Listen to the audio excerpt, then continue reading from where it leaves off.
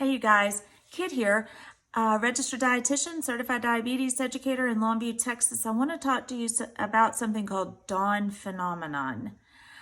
I get asked this question a lot. People tell me, I don't get it. I go to bed and my blood sugar's 100. I wake up and it's 150. I haven't eaten anything. Why? How does it go up?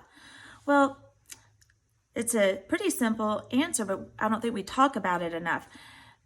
Our pancreas is always making insulin normally, and we know that insulin lowers blood sugar, right? But we don't walk around with a low blood sugar. That tells me something's keeping my blood sugar up, keeping it from going too low. The answer to that is the liver. Surprisingly, the liver stores glucose, blood sugar, and dumps it out in the system all the time, day and night, to keep our blood sugars up in a safe range. So when the liver's doing its job and the pancreas is doing its job, they kind of push back against each other and keep our blood sugars in a really safe range, about 70 to 100 typically. When the pancreas kind of flakes out, stops working right, the liver doesn't care. It's business as usual. It just keeps driving blood sugar up. It doesn't know that you have diabetes and the pancreas is struggling. So the liver is really responsible for keeping blood sugar up when we're fasting, when there's no food in the system doing it for us, no carbohydrate. When do we fast for the longest? Usually overnight when we're asleep.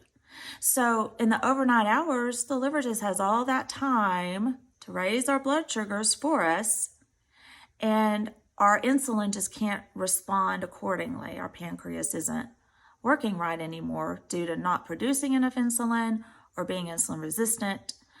But it's usually the liver. It's called hepatic glucose, hepatic meaning liver, hepatic glucose production, and it drives blood sugar up overnight when you're fasting. So that is usually what's making your blood sugar high, and it's called dawn phenomenon, and very common.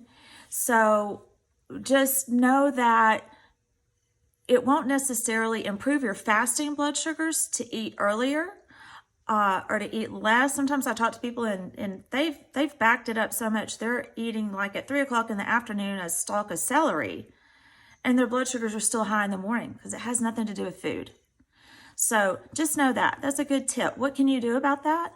Sometimes having a small snack when you go to bed, if you don't have reflux or heartburn, and you can tolerate it, might help. What it does is it introduces some carbohydrate to the system, stimulates the pancreas to make insulin, kind of tells the liver, you can take a break, you can come back later.